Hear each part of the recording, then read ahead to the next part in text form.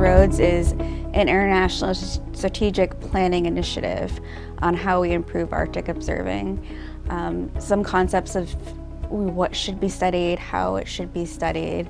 One of the things that I've been advocating for in my role as Indigenous liaison is really centering Indigenous people. So it's somewhat different in the sense for RNA clubs, we have 3 Indigenous liaisons, and their specific roles, the way they lined out, is to build relationships with Indigenous leaders and understand what they're doing and how SAON ROADS could benefit them.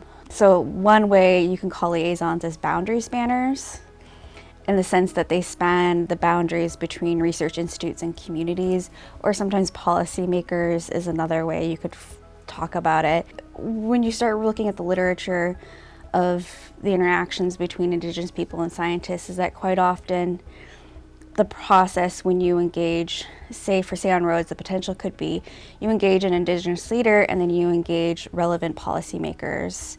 But the policymakers have inherently more power.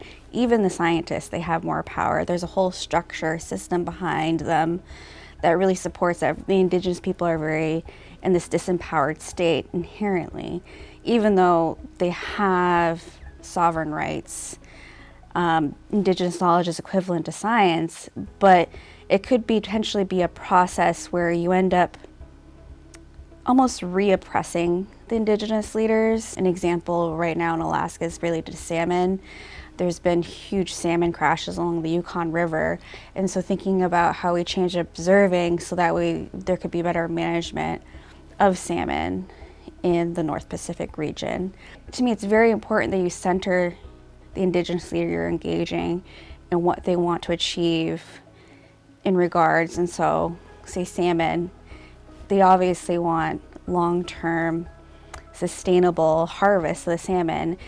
That's really what they want and how they have ideas of how to achieve that.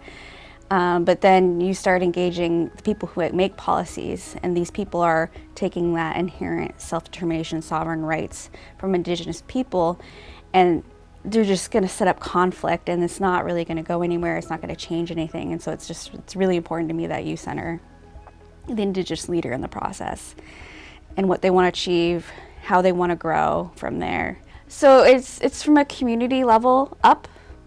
And I think this is really important because it's trying to, again, it's this power thing, I feel like, because if you have scientists then they're going to reaffirm what they're already doing.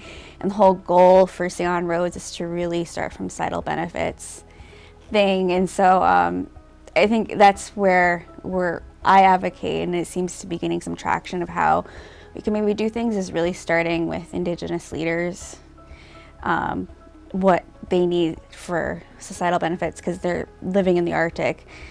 We should really be focusing on what benefits them and then kind of grow up from there.